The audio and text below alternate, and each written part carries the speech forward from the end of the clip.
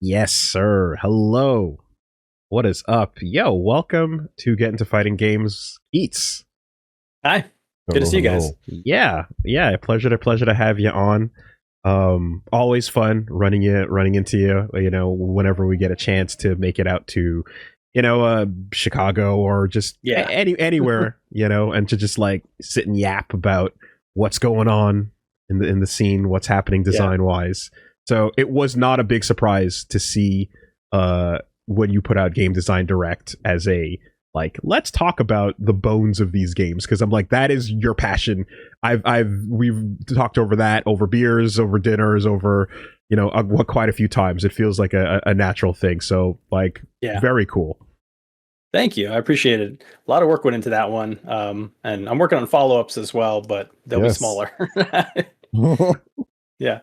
I Uh, No, I feel like that's been that is a topic that is evergreen as we go into this particular weekend. So for future reference, this is the weekend that the Tokon Open Beta is happening. Avatar just released. right. Street Fighter 6 Yasmin is not out yet, but that season's about to start. And 2XKO just did a massive pass. I'm nerfing Ari finally. So if you're trying to figure out in the future where we are in time, this is where we are right now. Right. And like there's just a lot of different approaches happening, with these games, while all hoping for one thing, which is a key point in your video: retention. Right, trying to hold on to people that are fans of this genre that have been for a long time, but also Yeah. appealing to the new as well. Yeah. One thing that came out of the video that maybe I didn't word as well as I would have liked is a lot of people were like, "Oh man, it kind of sucks that like they have to focus on retention and that they have to do all these things to try and keep people around and sell DLC What? and blah blah blah blah blah." And it's like, none of it even matters without retention. Like, who am I tuning the game for if no one's playing it? So for me, I don't get any money from the DLC, right? Like the purpose of the tuning is retention, because if there's no retention, who am I tuning this for? What's the point in even doing that? Retention is probably a good indicator of how good the game is and how well received it is. So you kind of want retention in Well, a certain way, you know? I mean, imagine a world where you're now playing a sub fighting game where you're paying a monthly fee that's just like whether you get anything or not, that's what you're paying for, and then you'll see when content drops, I suppose. Like Yeah. that's the other way to talk about the revenue here. Um, Okay, no, but obviously, yeah, we took a look at your video and covered it. I've definitely got some questions and thoughts and things I'd love to hear your take on. I mean, like, step one is, a part of that you were talking about Vladimir and Riven in League, and the whole idea of there is actual groupthink placebo Yes. patching as a possibility. I know the takeaway there is that like we can all be like hypnotized into thinking we feel a balance change that's not real, but Mhm. is the valid takeaway then, should we not just be gaslighting players with fake patch notes to make the feeling better? Is that not a valid takeaway from that data? It's not. It's not a valid takeaway from the data, because ultimately you lose trust with the players. You do that a few times on purpose, and now they don't trust you, right? Once they figure So, out that it's not yeah, real. yeah, yeah. So like that works one time, and then the trust is shattered, and your future is way harder, way, Oh way, way my harder. god. Like this goes back to like I think a fundamental misunderstanding about what community management is, right? I think we've all seen a lot of community management type, activities from various companies where they're just responding, like the influencers and the players, they do this, they say this happens, and then the community management team goes, oh, what do we do? And they play damage control, and they're just responding, right? But I think the word management is in community management for a reason. You're supposed to set an expectation, you're supposed to lead, right? Good community management is about taking people where you want them to go and helping them understand your direction and your vision. And yeah, you listen to them, but you're not chasing them. They're following you, right? Right. And that's not something you see a lot in the industry. And I think it's something that's really important to understand. Like I said in the video, you're the conductor, right? The design teams, the conductors, the community managers are there to make sure that the community is going to be on the same page with the developers, not have the developers chase the community around as their whims, go all over the place. Right. Now, the thing is, the best, I guess, version of that is what you're describing. The worst version of that is when the community managing is like the White House press corps coming out to run defense for a decision that we know you all hate, but it doesn't matter. I've got to just cushion it somehow, Yeah. It's a trust thing, right? Like that doesn't work for the White House because nobody trusts them. But in a fictional administration that people did trust, which we've never had in our lifetimes, that kind of thing could be very successful. And we see very, very successful propaganda all over the world. And I don't want to call like what I do propaganda, but I've said this many times before. I think game design is 50% emotional manipulation. I'm trying to make you feel certain things. I'm trying to make you, follow my lead where I want you to go. And I can't do that if you don't trust me. Do you try to make them... very important not to do the placebo thing on purpose. Right. Do you try to make them feel things, but also do you try to make them react a certain way? Yeah, definitely. I mean, this is as small even as the order in which I will present patch notes, right? Like there's a really, really good example of the season 3 patch notes we did live at KI World Cup in front of all the top players. If you've never seen that, you should watch that. That is good TV. That's real good TV. I feel like you are you're the person who's like you're the only one of the only human beings on this planet that's like revealed patch notes to a crowd screaming at every choice. Yeah, it was great. But like there was strategy to how we even ordered everything, right? It's like here are all the nerfs for your character, and then here are all the buffs. And then at the bottom of the buffs, here's the new toys. And we leave you with the most fun, exciting thing. We leave you with the thing that makes you, I can't wait to try that. I want to get creative with that. So you're not as focused on the horrible stuff that just happened, Ending with the nerves that's a very deliberate strategy. Yeah. Well, to just go back a little bit on what you're saying too, like goodwill with the audience is a currency. Yes. And it can be depleted, and sometimes it can be depleted through doing nothing, just through incorrect management of expectations over time. But I definitely I talked about it when we were first watching your video, but like I had a bit where I was like, I want to give out patchy awards for people with the best patch notes, and like the first time I felt that way was when I saw Rising Thunder coming out being like, here's exactly what we're changing, here's what we intended, and then here's what didn't work, and here is the result. And it was the first time I felt that much communication, coming from a developer after years of various adjustments have been made from Capcom's side of things in the Street Fighter 4 era. And that level of transparency also, like, it felt like refreshing, but I always thought too that there was this level of like, we don't want to guide the player too much, therefore we're going to stay hands off and let you discover things.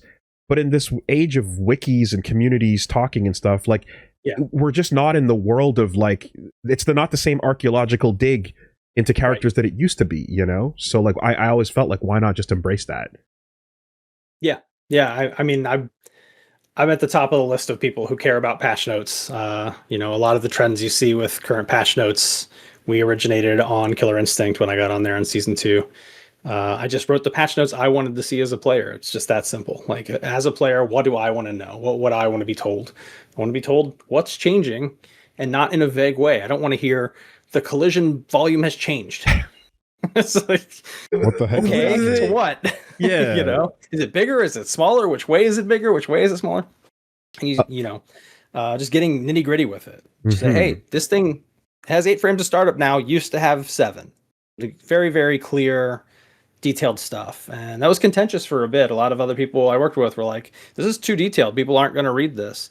I'm like, not everyone's going to read this, but like a certain group of people who teach the rest of people how to think about the game will read this. and they'll use it to turn this into content, right? This is kind of a push and pull we have a lot in the industry. It's like, well, let's make a really good tutorial. Well, nobody reads text on the screen. They're not wrong. Nobody reads text on the screen. I have very close friends who are incredibly strong players of all kinds of games, and they will not read a single sentence on the screen ever, and they will just brute force their way into learning the game, or they will turn on a YouTube video and listen to that while they're at work and get the tutorial that way, right? So the tutorial's in the game for the content creator to use to learn the game so that they can teach other people how to play the game. Weird world, but yeah, that's how it is. No, I mean, and shout outs to, like, for example, Yohosi, where, like, so to XKO, they just had the 3 pages of RE nerfs listed out on the Riot website, and she was just like, all right, here's a video, 4 minutes of your time, I'll just sum up what's happening, and it's like, thank you, this is digestible. So much nice. Something I feel that is missing, though, when you're describing, like, okay, so it used to be 8 frames, it's now 7, right? That's the type of adjustment that's so minor in a lot of cases, where it is a very deliberate thought or interaction that's being tweaked.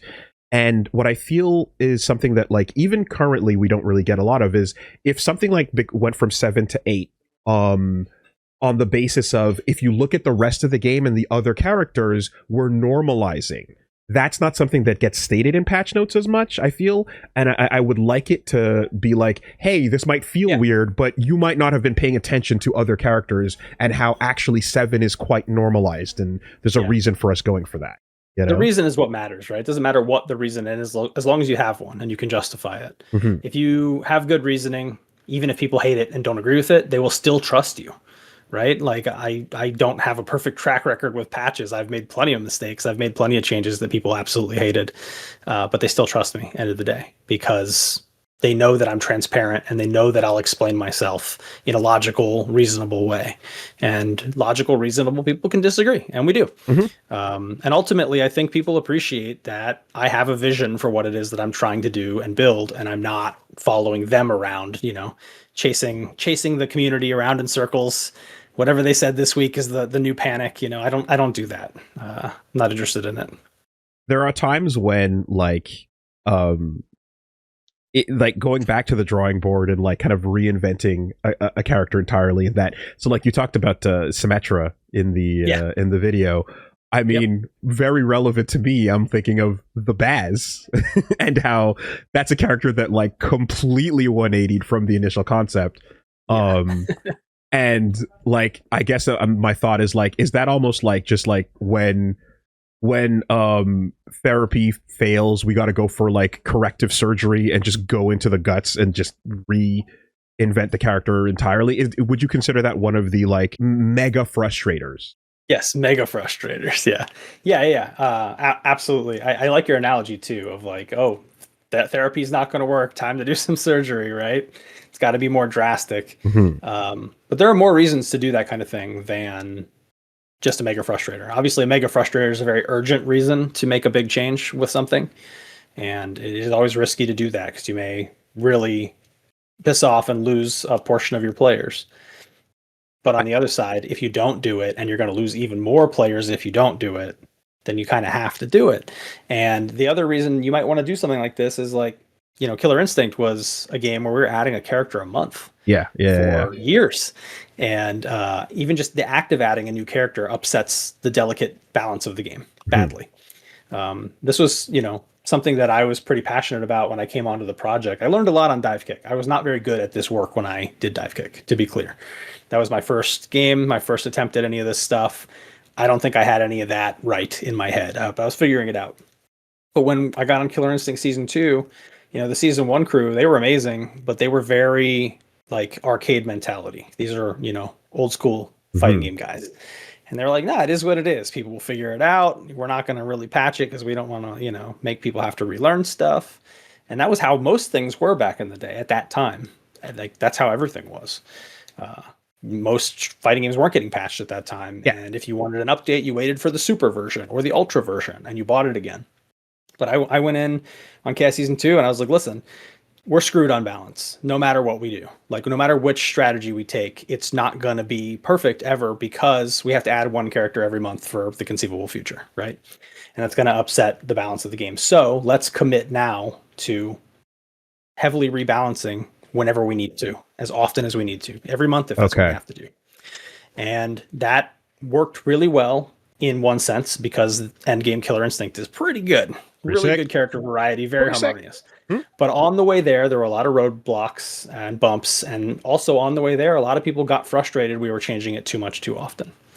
So, maybe there's a sweet spot where we could do it a little bit less, but it's also harder when a game is more experimental. KI is very experimental. If you were to tune something that's a lot less experimental, I think you could do it less often and still, keep the trust of the players and keep it in a good place. But yeah, very tricky with experimental games when you have these new systems nobody's ever experimented with. I want to talk a bit more about like the frequency, and we'll get back to that in a second. But with the mega frustrators, like something that recently happened was Team Fight in 2XKO was that patch that basically came in. So when it comes to identifying how mad your community is, right? What's your take on this type of thing where that is a fuse that came out where the highest level of competition was pretty much universally upset at it because of how much it rocked the balance and how devastating it was, at a competitive level. But inverse to that, at the most casual level, it was the most fun people were having with the game from launch, where two friends were able to get together and play together at the same time, effectively putting like duos into the game. So now you have there's timing involved too, right? So 2 weeks before, 2 weeks before, if you release something like that a week or two before a big tournament, and it's illegal in the tournament, then that's going to exacerbate the frustrations and make people even more vocally upset. So I've contemplated this a lot. I've never gotten a chance to do it, but if I got to redo KI, with today's brain, every new character we released would be banned in ranked and banned in tournaments for a month.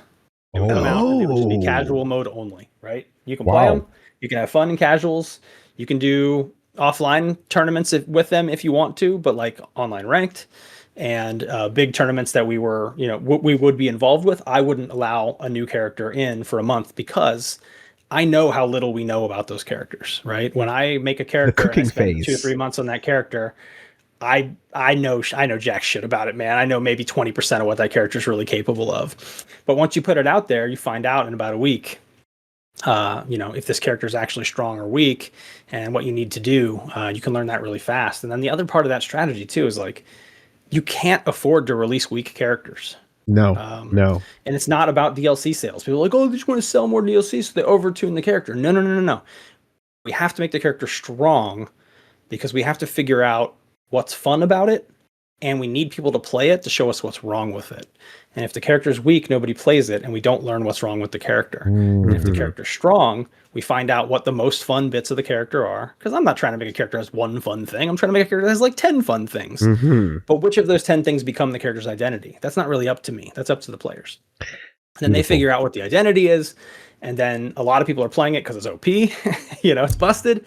And then I get the data I need to fix it. So that's why I want to release strong characters.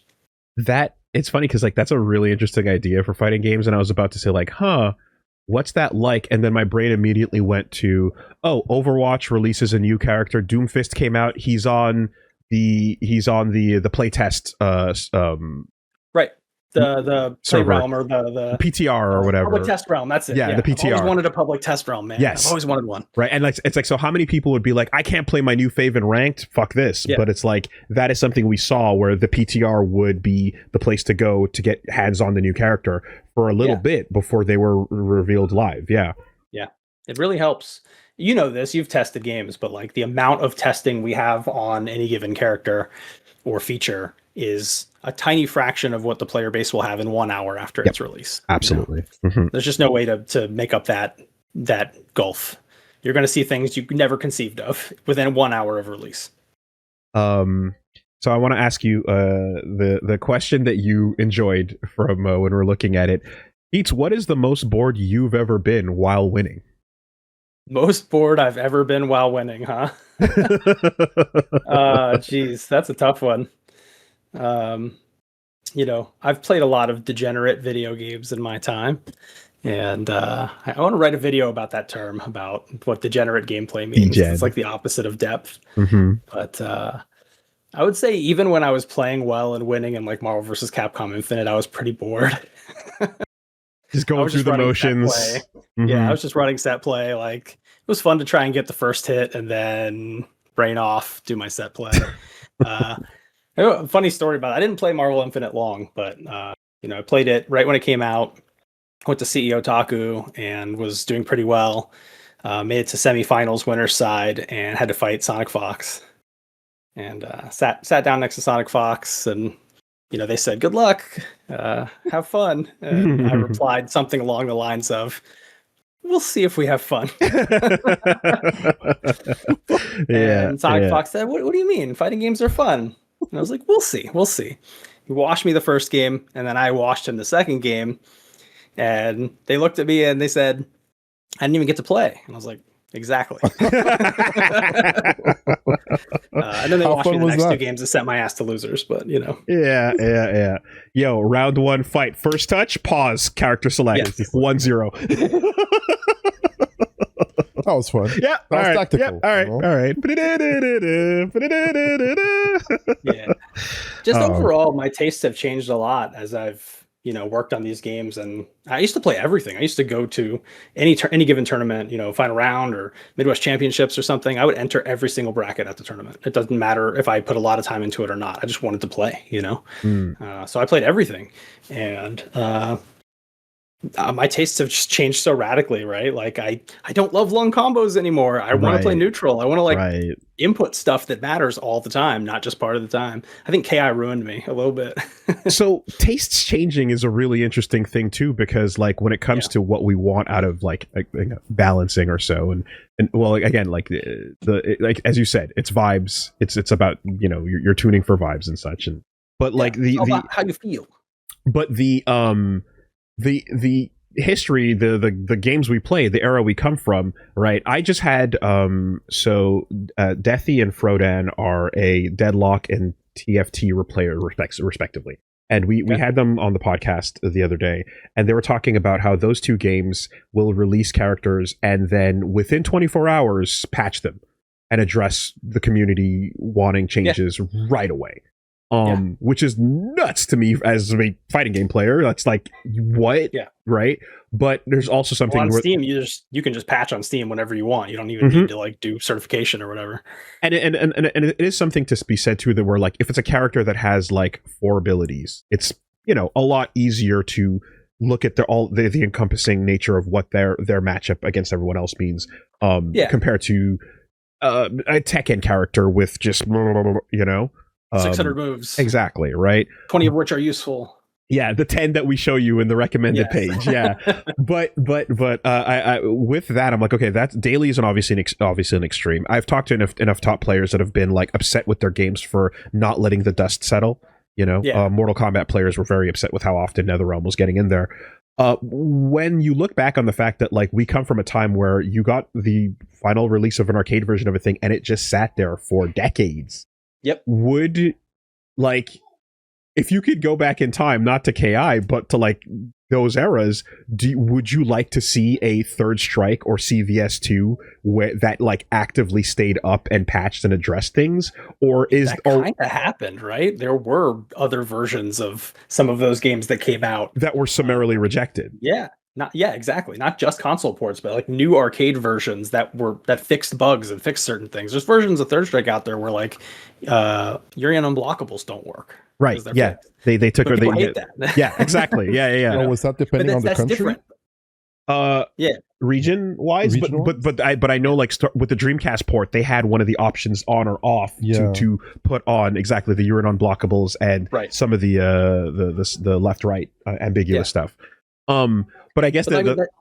Yeah, go ahead. Sorry. No. It's just the idea that like these games kind of became what they were because they soaked for so long, and that was like crucial to how the competitive nature of them developed. And now times and expectations have changed, but like, is there any value to that long soaking period, or is it just like that's how it was back then. We don't do rock and roll the same way these days. We're moving on. You know, I mean, there's no such thing as the dust settling, right? People talk about that. They want to see what happens when the dust settles, but like, look at the Yoshi example from the video, right? Like the dust is never settled. That's not real. In 2022, they found some new shit with Fei Long in Super Turbo. Yeah, exactly. The dust is never settled. What? Get that out of your head. Yeah. Okay. But there's a real logistical reason, like why things needed to be the way they were back then when we were in the arcades. Okay, they released a new version of Third Strike, and it's got this fix in it. Whether or not you like it, how many arcades have it is the question. How many people can actually play this version? You know, and you don't want to be practicing a version that your arcade has, and then the 8 other arcades in your state don't have that one. They have the other one, right? That is bad. And nowadays we don't have that problem. We're all playing the same version of the game. And when it gets updated for all of us together. And we don't really get a choice about if we want to play the old one or the new one. We play what the developers put in front of us and we adapt. I don't think the dust settling is like a real thing. I think it's a fun ideal, kind of like a balanced game is. It's a cute idea, but it's not something that actually happens. And I think there's a really cool culture around games that have been around forever that aren't changing. You know, games that are just done being patched. But ultimately, those audiences never grow; they only shrink. Yeah, except for Melee. Melee being the exception. The only one that grew. But they just shrink. When the update cycle's done, they just shrink. Right. And we that's okay because they're done making money, so it's fine. And there are more things being released to grab your attention these days. You're pulling people off of something they're on to your audience is being pulled from another thing as opposed to just walking in off the street and popping a quarter in, right? Yeah. We go in the arcade too, and there were like you'd walk in the arcade and there were like 30 fighting games in there. And people are only lined up on like 4 of the cabinets because most of them were junk, you know? So there were a couple good games and most of them were junk. That's how Capcom got the reputation they got. Most of their stuff was really good. And some of the other companies were, you know, pretty hit or miss, mostly miss. So that's kind of the way it had to be. But now you can play tons of different fighting games and they're all good. They're all good. All the indie games are good too. Everything's good now. Things are great. Yeah. Things are great. Do you, when it comes to the Yoshi example with Melee and like where basically over time with nothing changing, that character went up the tier list because people were able to discover and improve, you know, the perception of the character. And, you know, you also talked about like, the unknown factor, right? Add-on, Gamer B, Captain Cold, etc.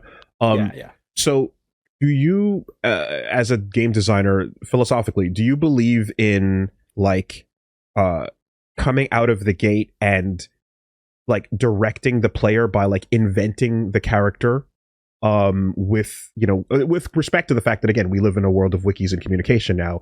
Like I remember when nobody really knew what to do with Rufus until we saw Justin doing hey in Street Fighter 4 doing dive kicks all over the place and you're like, oh okay, there's a thing here, right? Do you believe that like the old hands-off approach of just like we don't know, here's some tools, figure them out, or do you believe in kind of like, you know, pushing them along a certain way and showing off what the expectation is for, you know, from the designer's point of view? And I guess follow up to that, do you believe in like things that are emergent, like almost designing for something to be discovered long tail down the line, you know? I think the way I look at this is like I think I'm bouncing off of a lot of modern fighting games, not because they're not well made, they're very well made, but because they're too prescriptive. They feel over designed. It's leaning towards that side of like, we created this character and here's how you play him. This is what you're supposed to do with this dude, and here, you do that. You want to deviate from that? Fuck you. You do this thing. This is the one thing the character does. And that's not the type of game I like to play, so it's also not the kind of game I like to design. I'm not a big fighting game scientist guy. I'm not a lab monster, believe it or not. I'm not usually just sitting around like finding optimal stuff. I play more by feel. I'm more of a heart player, which suits my last name. Yeah, literally. But, you know, the way I design the games is for feel. I want them to be. There's a kind of a looseness to the old games that made them really charming. They're kind of sloppy. You know, I like that. I want a game that is a little bit not tight because I want players to be able to interpret, right? I'm not telling you here's how you play this character. I'm saying here's the stuff this character can do. Find your way. How many cards do you show? I just show what I figured out, right? And I'm not a big scientist. So when I go on a stream to show off a new character, I'm like, here's what I figured out. Good luck. Right, right. You can start from here. This is a good building block. It was good enough for me to prove out that the character is like effective and fun. What else you got? There's a bunch of tools in here that I'm not really fully utilizing yet. What are you going to do with them? Yeah. And then you'll find like, hey, this certain tool is like really underutilized, and maybe you buff that one, right? Or maybe you find that's not really important to the character's personality, so you can pull back in various ways. But like a good example of this is Con Ra. Con Ra in KI is a character who is a trap grappler. He's kind of slow. He has to put down this special resource, this puddle of sand that he can do various things with. He has kind of disjointed dulcimer normals that you can't even counterpoke because he's just like whipping you with his wraps and stuff like that. To us, he was always a slow character. Like he had the ability to jump off of his sand and leap out of the corner and stuff, but he was a slow character who was methodically putting crap on the screen and trying to make your life miserable. And he had some good Oki, and that's what we knew about him. If you look at how Con Ra is played today, that is not accurate. I mean, you're saying slow, and I'm just thinking about old man jump scare flying at my face. That character is so fucking fast. It's insanity. It blows my mind actually how fast people can make him move. And we've all seen this in the games we play, even to a lesser extent. We were there for the beginning of Marvel 3 when that first started doing betas and stuff at various conventions. If you look back at the forums and the videos from that day, everybody was saying like the damage is kind of low and this game's kind of slow actually. Would you say Marvel 3 is slow now? Yeah, no. I mean, we've seen that changed. We just figured out how to play. Exactly. Every game early on, that's an issue. Yeah. Time overs stop happening immediately. Yes. Whenever I think of Marvel 3, I think of that time that Seth Killian said they had to nerf Jill somehow for some reason. Yeah. And we never found out what it was. We never found out what it was. Today, I'm wondering why. What were you talking about, Seth? What? Show us the scrolls. Yeah. That's hilarious. That's so funny. Something also that recent that happened that is funny is So they nerfed Phoenix. They released that random patch for PC MVC3. I just broke it entirely. Couldn't turn into Dark Phoenix anymore. God damn it. As a developer myself, I can't even figure out how that could possibly happen on accident. I was the theory was that like it's like, are they just releasing to break the mods? Is that just a hostile, Something funny that happened in terms of showing your cards though was Jeff the hero was who's working on Avatar. I saw he had a tweet online that was basically like, hey, I'm doing the trial combos for the characters and got to come up with some of them. What would you rather see? And the poll was essentially optimized combos that show you like, the correct routes for the character, or stuff that's unoptimized but really fun and challenging to show what's possible. And like you can imagine, but like the massive amount of voting went towards B, which was like, never mind the optimal. Show us what's possible. Show us the fun stuff. Show us the crazy loops. We'll figure it out later. Will be wrong anyway, right? Like somebody will find something better in a day. Over time, exactly. So like the people given the choice to be like, here is the solved game, and here is the wacky mess. People chose the mess. That's what people want, right? They want a bunch of cool things that their character can do, so they can find their favorite grouping of those things and try to form those into a game plan. I don't really like the prescriptive design, right? Mm-hmm. When I turn on a game, and I don't want to name any names here, but this is like a lot of modern games. When I watch these games, I cannot tell who is piloting a character by their play style. Recent games are like that. Same stuff. And I don't like that. Like when I watch KI, I can tell who's piloting the same character because they play so differently. Those are the kinds of games that I like. Something that is interesting too about this, and this is getting a little into the weeds, but so balance wise, another thing about Avatar does is there's these particular moments that are like lore interactions that are baked into the game and baked into the matchups. So Sokka can do a move where he trips you and he becomes invisible, but it doesn't work on Toph because she's blind and she knows where he is, and that's baked into the matchup, right?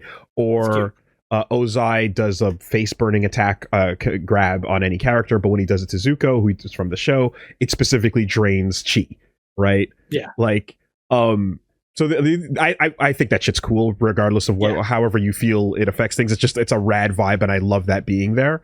Yeah, it's fun. And I'm thinking about like these moments where the fantasy of the character is like what you're kind of building them around. And I look at like Marissa in Street Fighter 6, who's meant to be the biggest and the strongest character, but what used to be the best damage is no longer the best damage, so she doesn't have a place anymore. Yes. How do you approach this? You know, do you just make her always have the highest number while everything else in the game is building out? You know, like, is it about the fantasy more than it is about the kit? You do need that, right? You need a maximum, right? You need to be able to say, this is our character who's supposed to have the highest damage output. Ignore the weird buggy stuff people are going to find, but like if you're just playing the standard routes and you're not, you know, really breaking the game down, this is the peak of damage that we expect to see. So let's tune the other characters around this and make sure other characters don't exceed it. And this happens in a lot of areas. If you watch the KI Season 3 rebalance stream, which again, you should, great TV.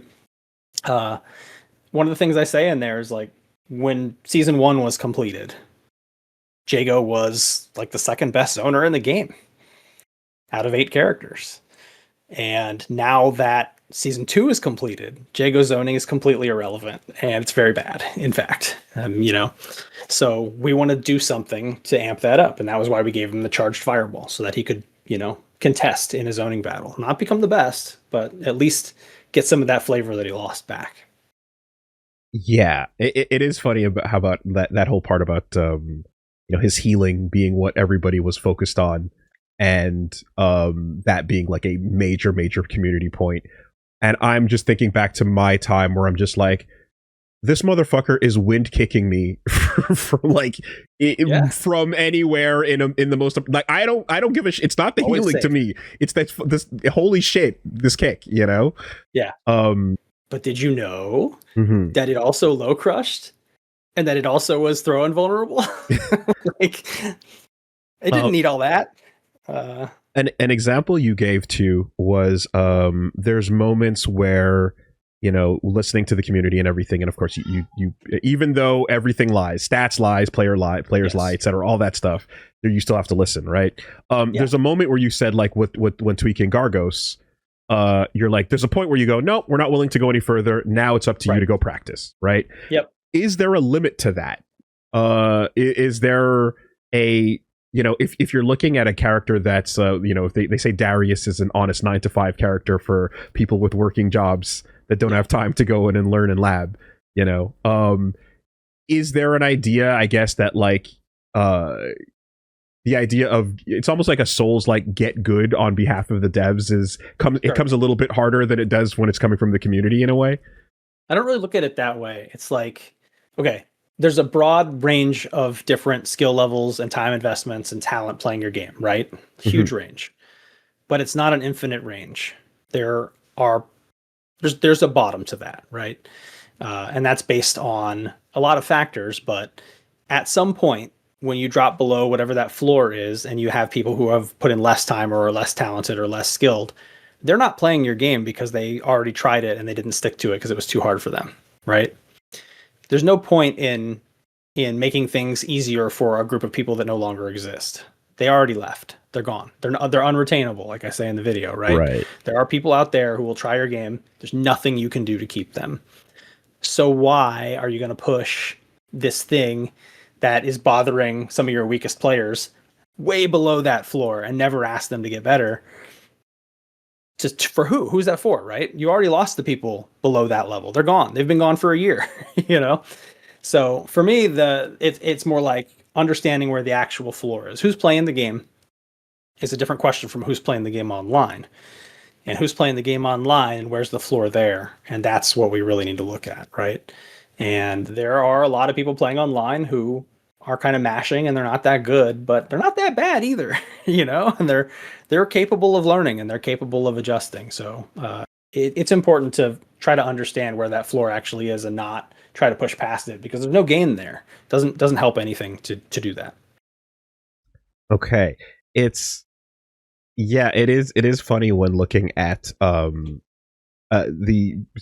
seeing people talk about like things like Time Winder into XKO, or things about like how our Ari plays in particular, where right, like you're like, the things that are pain points for everybody are core identities to this character. Yep. It's tough. What the fuck can you do that would make people still want to play them, even though it sucks to fight against it? Yeah. I mean, I'm not going to tell you what I would do, right? Because like I don't play the game enough to do that. I played 2XKO a lot for the first, I think, month it was out, but then I dropped off after that. And but just to say, like, I'm not saying I'm the best or whatever, but like there are a lot of things you could do to maintain the identity and pull back on the frustration. Like I really don't want to dig into that. Yeah, no. Fair enough. Fair enough. Not my place. So one of the things, the possibility space for that is basically endless. Yeah, one of the things I love recently that happened, and I've fucking ranted about this, is in Guilty Gear Strive, Nago Ryuki is this wild character that's meant to be feast or famine, kill yourself or the opponent, go, you know? And there's this push and pull with the character being absolutely unplayable and dominating just because of how insane that playstyle is. And that rubber band got really, really stretched.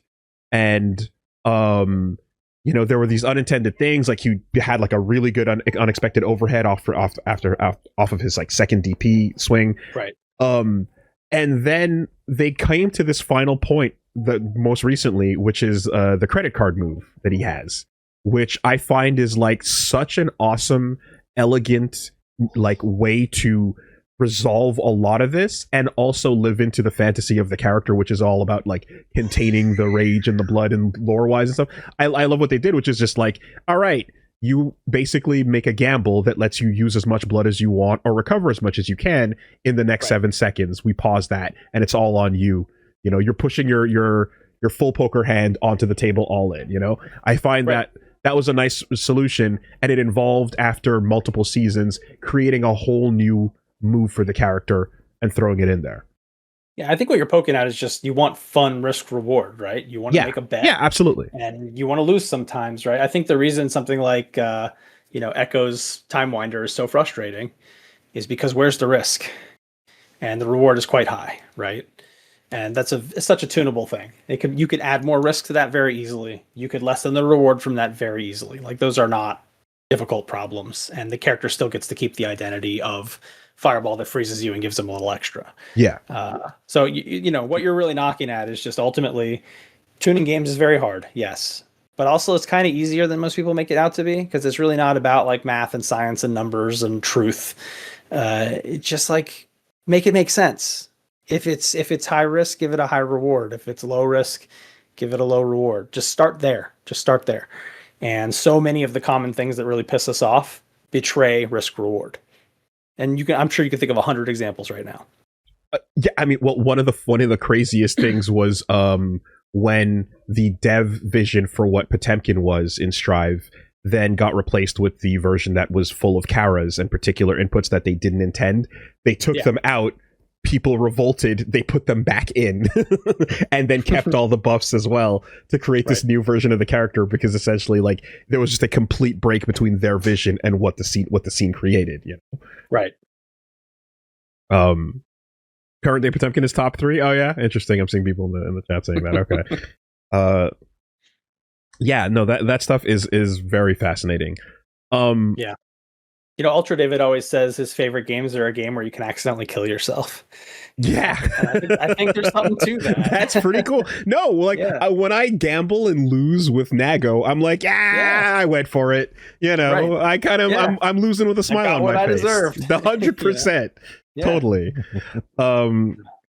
So something that I was kind of like bumbling through when we were watching your video, but like what I kind of wanted to, I guess, get at or ask was like, Street Fighter 6 is, yes, in a place where they are not touching it, and boredom is an interesting thing to see happen to a game that is more or less in a fine place, but it doesn't matter because people are used to things getting addressed more frequently now. And again, like you said, the dust never settles, but that window of frustration where it's like, okay, people need something new. Do you feel that like that's just going to continue increasing over time, where like even if the game is in a good place, that's not good enough, we'll still have to keep tweaking things at a faster and faster rate? Is that healthy in the long run, do you think? Healthy is a subjective also, objective right? term. Like, that is a loaded term too. Yeah, it's super loaded. Like, you know, what people are looking at Steam numbers and they're like, oh, this game's not healthy. It's like, that has nothing to do with anything. You know, ultimately, it's all about what those developers' goals are and if they're achieving them or not. Like I always say, balance is just one possible goal of tuning. Boredom is another problem. You could be tuning because people are bored, right? Like you could shake it up because people are bored. And I do think it's important to do that, but you do lose something when you do that, right? There's a purity to a game that refuses to change. That's kind of charming and kind of cool. It's not the kind of game I'll ever make, but I respect that someone's making it. I think that's neat. I like variety, you know. I want there to be lots of things. But I played Street Fighter 6 for a month when it came out, and all the things people are complaining about now are the exact same things I said month one. That you know, that's why I stopped. It just felt like Drive Rush really homogenized the play styles and conversions of the cast and just wasn't an interesting or fun mechanic. And you know, that kind of stuff isn't going to go away. They built the whole game around those things. I don't think they're ever going to change them. Yeah, but that's cool. Coming soon, big audience for that. Coming soon, Red Drive Rush. Yeah, I'm waiting for it. Yeah, I'm waiting for it. Yeah, I was telling Woolie how Yasmin is coming to Street Fighter 6, and I feel like they made a character, and you can see like, all right, you have advancing special that's safe. You got things that go well with Drive Rush. Demon Flip. Your Demon Flip. You have your mechanics. So it's easy for them to make a new character without taking too many risks and just being like, this will fit with the mechanics. It's not, you're not breaking your head to make a character that's balanced or anything. It just fits and it's easy to go. And I feel like these games where the mechanics are very, very overpowering over the characters' intricacies are what people are like, oh, I wish there were more with the game. I wish the game was a bit more different here and there. And you can see it with Tokon, where the mechanics are like overshadowing the characters when you look at it in a deeper which manner, is interesting in Tokon's case too, 100%. because some of those character designs are very cool and very interesting. But no, you're 100% right, Reggie. It's like when you have something that feels systems first and characters second, it is way harder to get it into a place that's like fresh and exciting because you have to uproot too much. Yeah, I mean, it's a really tough one. You want to build cool systems that make your game feel unique, but it's very hard to make them not feel like the game is about those systems and not about the characters.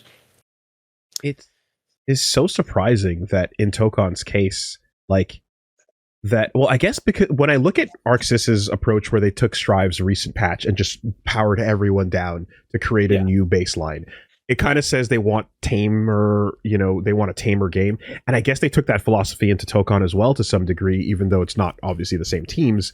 But I'm just looking at how restrictive it is with the combo system and how the system dictates so much of it. It's just not loose at all. It's the tightest feeling thing I've ever played or played in a very long time. And it definitely is a tension point that I'm not enjoying as much. And like, I feel like I aesthetically and vibes wise, like the game is cool enough that I'm going to certainly keep playing it. But I know that in the long run, that feeling of like, I want to pop this in is not probably going to be there because of this feeling of when I'm labbing, I feel like the combos have to follow a certain structure, and I'm being guided very aggressively towards, you know, their like KV limiting system of when the combo's supposed to end. I mean, I will say there's cool shit you can do, but why? Because this easy stuff does the same damage so far. cool stuff, right? The auto combos damage is really, the limit really of comparable. damage you get seems to be more based on how many green bars of assist extensions you're willing to call, because those lower the combo limit meter, right? When I think about the combo limit meter, it's an interesting one because these have become popular recently in more games, and I do think that they are like an elegant way of solving combo length if you want to limit that a little bit, which is a good thing generally. But when I look at the combo limit meter for KI, as Double Helix kind of invented it, it is a risk reward mechanic. Here's how long your combo can be. Okay, sure. But when you do light attacks, which are very, very hard to break, it fills up faster. More. And when you do heavy attacks, which do the most damage, but are very easy to break, it fills up less. Right? So there's like this push and pull between, I need to stack as many heavies in this thing as I can, but also those are the easiest things in the world to break. So once you get that lockout, when somebody fails a break, then you have to pivot as quickly as you can respond into a heavies only combo and pay attention to that meter to make sure you don't blow it out, right? There's a game built around that meter in Killer Instinct. It's very interesting. But in most of the other games I've played that have a combo limit meter, it is literally just a combo limit meter. And it goes down when I spend a little bit of my own meter to do EX moves or call assists or whatever. But the way that I'm supposed to optimize that is the same as it is in KI. Do more heavy attacks. Put as much damage into the combo as you can. Avoid lights as best as you can. But there's no risk to doing that. So now it's just funneling everybody towards optimization, and then everybody's playing the same way, and they're doing the same combos, right? So it's just kind of like a weird thing to see the combo limit meters catch on, which I'm a fan of, but to see them used in a way that doesn't really add to the game, in my opinion. Well, so what I think the kind of end state is when you're talking about that optimization is like, do you want every game you play to be a 2-touch round? You know, do you want the final state of every game to be or 2-touch plus a break, or 2-touch plus a burst? You know, right? I don't want any of that when I'm designing. I want it to be crazy. I want it to be freeform. It should be jazzy, right? Sometimes 100%. It's a 2-touch game. Sometimes it's a 12-touch game, right? It just depends on what the players are doing. But yeah, these games do end up in a place where it's like 1 touch into 40% plus huge Oki. If you get hit into that Oki, you're dead. You talked at the beginning about how like you've changed over time, and you don't want to see super long combos or super long cutscenes anymore in these ways and things. Do you feel have you changed, or what are your opinions on things that have also become major discussion points? For example, the word of the year being car crash neutral, or the word of last year being comeback mechanics, right? I mean, many years ago, right? How aggressive that is, and whether or not it should like be the a passive way to come back, or the E-Sen system in Samurai Showdown, which I fucking love, by the way, of that game. Right. And I love how you steal around. It's the most insane comeback mechanic ever. But in general, that was something that people were like, we hate these kind of design decisions going into our games. Yeah. It's like if a game is supposed to be fair, both players have to have the same abilities, which means if you add a comeback mechanic, both players get access to it, which means it's not a comeback mechanic. It just, right? Yeah. Like, I'm going to be able to use it too once I'm down. So it's a mechanic. That's what I was explaining to people with Samurai Showdown, especially when at competitive level with that. It's like, no. There is a mechanic in this game that lets me steal around from you, and you steal around from me. That's intended. If you fuck up your round steal, that's not my fault. But the game is built for us to steal around from each other and have a match. What are people insinuating when they're saying car crash neutral? Car crash doing stuff. So car crash neutral insinuates that the days of approaching and playing footsies are long gone, because I have a Yun lunge punch. I have a flying forward armored combo starter that is going to just eliminate any subtleties in playing footsies. Yeah, that's footsies is such a weird romanticized thing. I blame James Chen for this. Good job, James. Every game has footsies. It just has its own version of footsies. And sometimes that means flying at somebody with a safe on block attack, and there's different ways to move around and bait that and whiff punish it. So I don't romanticize any. I play every game like I've told you before. I've played everything. at least at some competitive level. So it's all the same to me, right? It's just a different way of moving around the screen to, beta whiff and punish. Still is all footsies, even if it isn't like grounded people just like moving just a little bit, and maybe that's not the most fun thing to do or watch. I like to press a lot of buttons, man. I didn't pay $60 to walk back and forth for a minute, wait for you to whiff a crouching medium. Didn't pay $60 to block. No, I'm trying to like press a lot of buttons. I want to zip around the screen. I like good movement. I want to go absolutely nutso. Plus is a state of mind. People are talking about footsies, but I went to a bar once and someone was playing dive kick. And if you don't know, dive kick looks like a funny game. It's just like, oh, you put 2 buttons. And I fraud detected this guy 4 times in a row. Right. And the barman was looking, and I was like, I guess this game is legit. There's footsies in this game. And I'm like, yes. Footsies is not just this. It's positioning. It's controlling angles and areas and timings. Exactly. We lost that at some point. Thanks, James Chen. I blame you, James, specifically. Like we used to talk about, zoning as space control, and the fireball isn't to keep people away, but it's to occupy a spot on the screen. That's all footsies. I know it's not his fault, but Street Fighter. I remember seeing one of the early write-ups where it's like Street Fighter characters as the space they occupy, and it's like Shotos are a line and a box in front of them. They're an L shape. That is the character, really. Play around that shape. Look at it. The talking about the Street Fighter 6's sort of boredom is something you have to fight against too, right?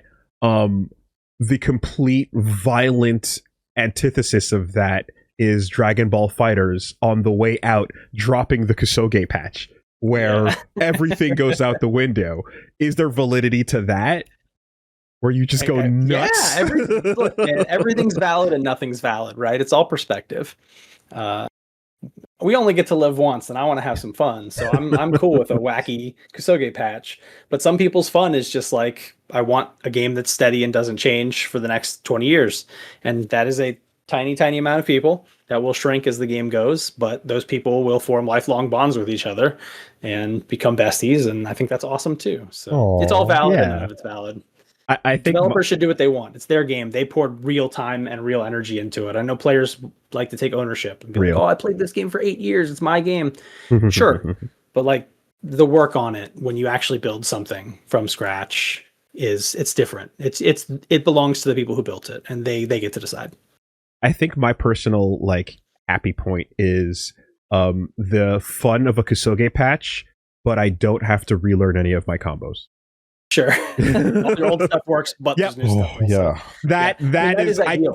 I can take that, That is ideal. We did try to do that on KI a lot, which was just like, hey, most of your old stuff still works, if not all of it, but there's also new stuff to do. And the old stuff may be a little shorter or a little worse, but it's still there. A good example of that is, if you remember at Evo, Domi got 4th place by doing an unbreakable cinder bomb juggle.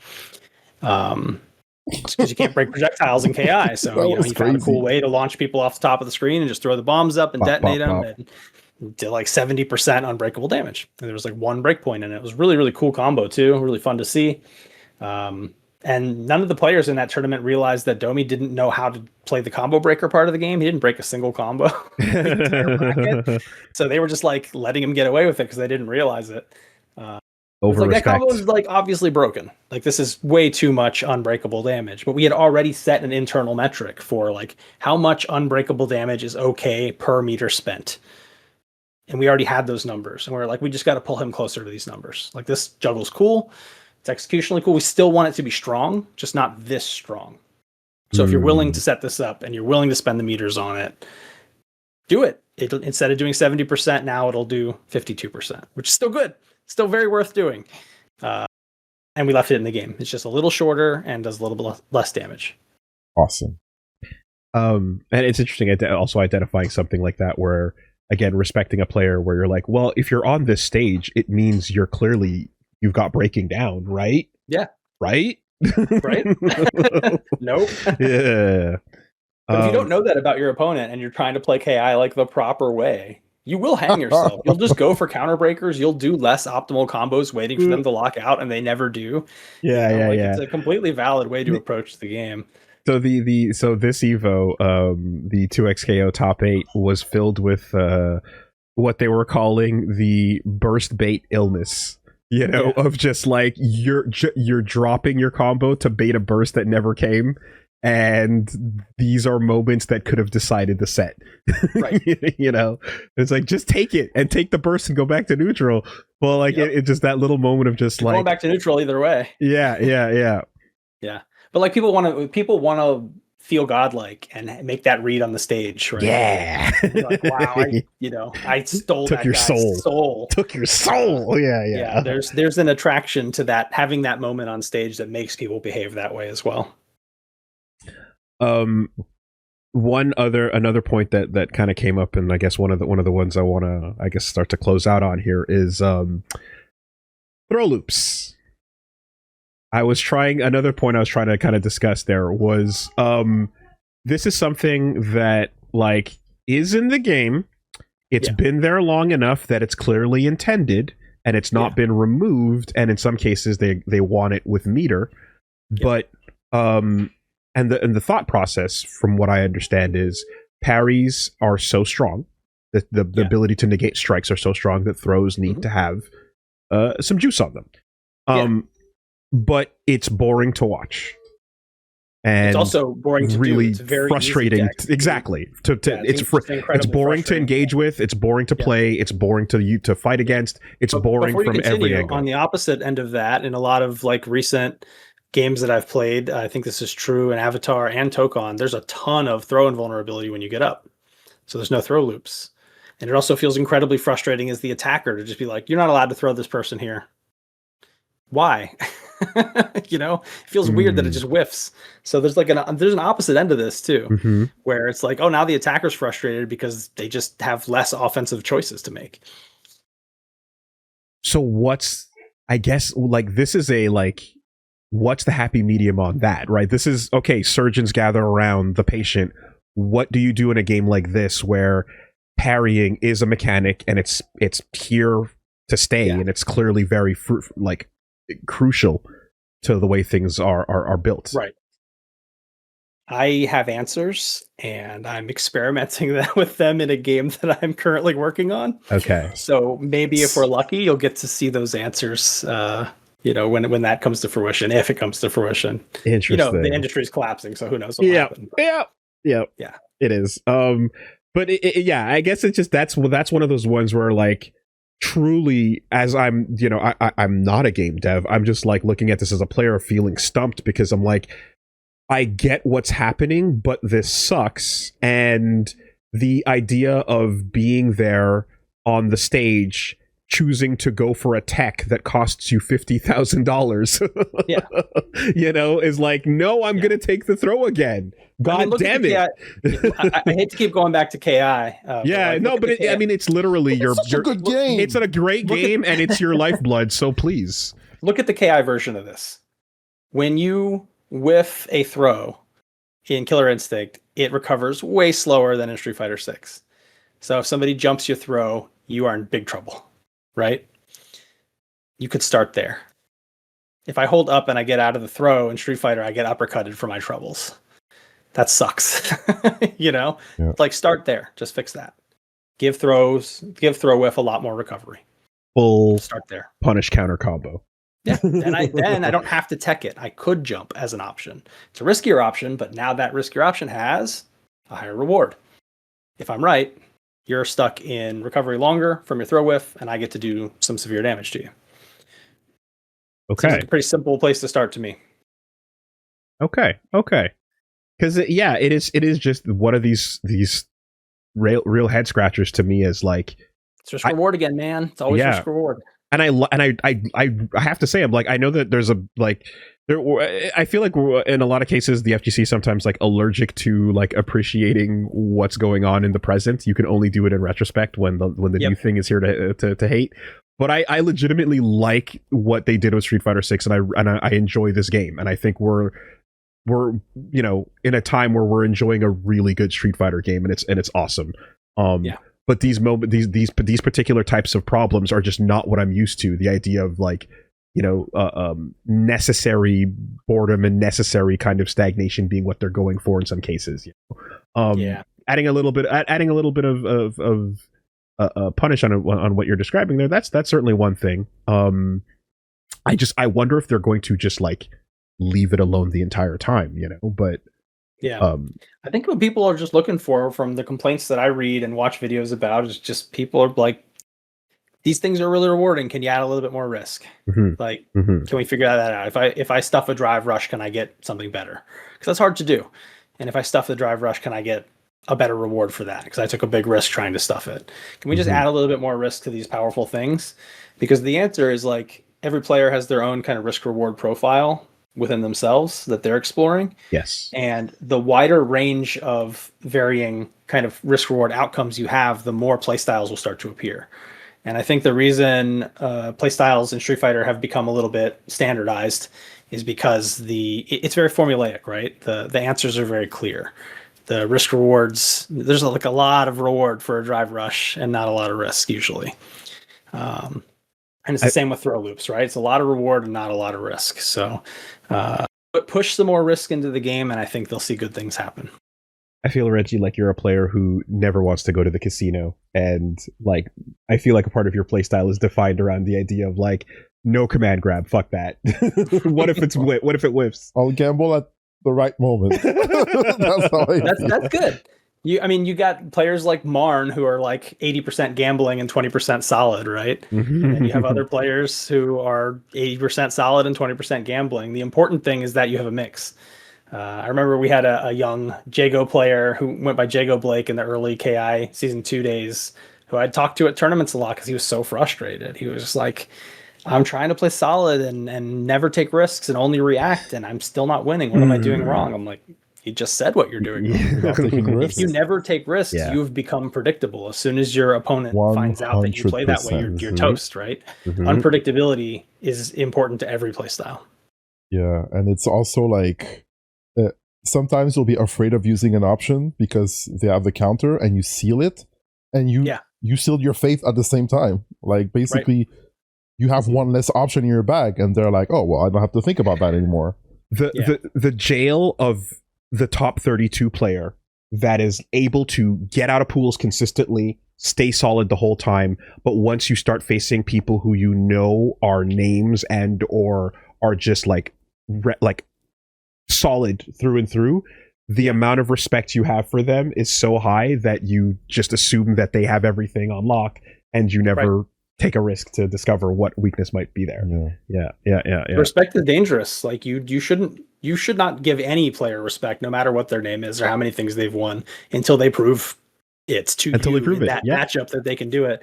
I did this on stage at Evo, in Tatsunoko versus Capcom. I had to play Justin Wong, and I changed my play style a lot, and I played really safe, and I lost. Yeah, and I didn't realize until I watched a replay, but like I was winning. I didn't need to play that way. I was chipping him out. My strategy was working, but I just felt like I wasn't hitting him and that he was too solid. So then I had to change my style, and then I lost. A factor. I gave him too much respect. I'm not saying I would have won if I had changed that, but I certainly would have done better.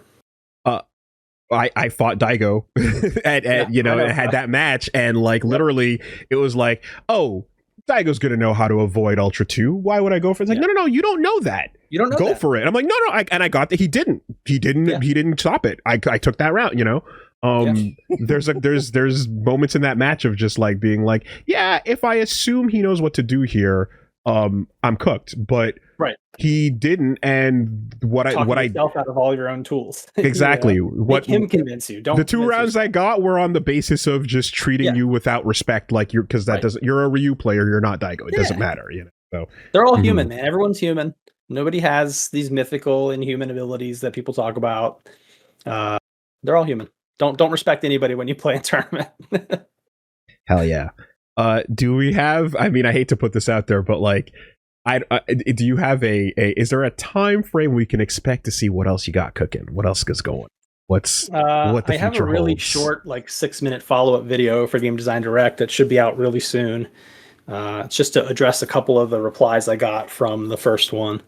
And then I'm working on a script after that I would say is probably like 60% done.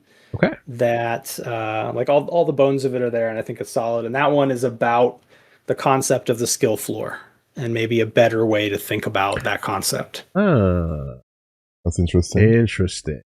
Yeah. Because you might be demanding a certain amount of things from the player. I don't want to spoil the video much. Yeah. It's fine. There's a way that a lot of people think about the skill floor, and there's a way that a lot of like video game developers think about the skill floor. That's kind of sometimes useful, but I think it's a very incomplete way of looking at a much bigger problem. So I'm trying to build a framework around that idea that will help people solve the problem better. Yeah, it's interesting. That's a really, I'd love to see what that conversation sounds like and what that topic sounds like, especially with all the things we know now, because the version of that of me from 10 years ago or so, like I'm thinking back to this naive time when I was just kind of like, oh, if there was a fighting game that it had auto combos, but it was also a big recognizable brand, and it, maybe even was free to play, or all these little things I kind of were like, if the stars align, we'll have a Messiah game that'll just break out and become the big thing that carries the whole genre forward. And it's like, yeah Dragon Ball FighterZ ticked a bunch of those boxes, but it doesn't matter. Yeah, but at the end of the day, it's just like, and then we moved on to whatever, God of War Ragnarok, I don't know, whatever else came out 2 months later. It's just thinking about it in the wrong way, Right. Like, we don't need a savior. I really needed to. I was so I feel that I was so dumb about how I used to look at things with that, and it's like, it doesn't matter. None of that matters. What you got here is fun and fine, and and as long as people are enjoying what they're doing here, then let's just focus on what's in front of us, Yep. But so like all talking about like the different ways to like, what if we did a little bit of like auto combos? What if we did like instant Smash Brothers access buttons, lowering the floor, and meanwhile, like, people are watching the hypest replays of the most difficult to do things in every other game and getting drawn towards them because of those things. Your Evo Moment 37 equivalents, are we keep trying to make the games easier, and all of the most popular competitive games of all time are the opposite of easy. Right? That's it. Every single one of them is very hard. Didn't even have a tutorial. Doesn't have an offline mode of any kind. We don't need to do all this stuff to increase the audience. We just got to make something great that looks cool, that people want to be around. And a common denominator, I think, that I've been mentioning recently has been, it's a game that encourages you to jump on with the homies on Friday night and play together. And if you can do that, if you can get a way to just play with your friends together against co-op, whatever the deal is, that is a social reinforcer of the fun you're having. And that's all this balance talk falls to the wayside, when you're just like, I'm hanging out with Reggie, I'm hanging out with Adam, and we're fucking gaming, That's right. And most people aren't going to go online and play ranked. Most people aren't going to face people who can play at that level, right? So the game needs to be for them too. The social is a lot more important than, tuning or balance in a lot of cases. Just as long as you make sure that things feel thoughtful and the risk reward makes sense, and you don't have this like obviously degenerate thing that somebody could just do over and over again and there's no answer to it. No obvious answer, right? Define degenerate in a future video. I have a topic list of future videos, and one of them is definitely trying to dig into the term degenerate. I may have originated that, at least in the FGC. I think I was the first dev that started putting that in my patch notes. But short answer is like, let's say you have like 4 options you can do, right? And then there are 4 counter options you can do. And each of those options like stops 2 of those things, but not the other 2. That's a really interesting like decision space. And then you're like, let's make this game deeper by adding more options. Let's add a 5th option. And it beats 4 of those things instead of, it beats 4 of the 5 things instead of 2 of the 4. Mm-hmm. And now everyone's just doing that. So instead of making the game deeper by adding a new option, you've actually degenerated the game by adding a new option that's so mistuned that all play patterns are like funneling towards it. So that's kind of my short definition of degenerate play. It's like, this is so good and covers so many options, either on offense or defense. Why wouldn't I do this? Am I stupid? It's the only reason I wouldn't do this is either I'm stupid or I want to have fun. That ruins a lot of games as they grow. People are adding more cool things for the players to do, more options. Their heart's in the right place. But if they don't tune it right, then you get, like Fish Tacos tonight just said, idle jumping heavy punch before the nerf.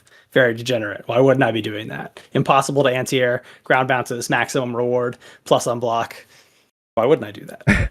I was not expecting a definition where you actively used it in a sentence, but here we are. Yeah. It degenerates the rest of your options. Yeah. That's great. It does. It eats them, right?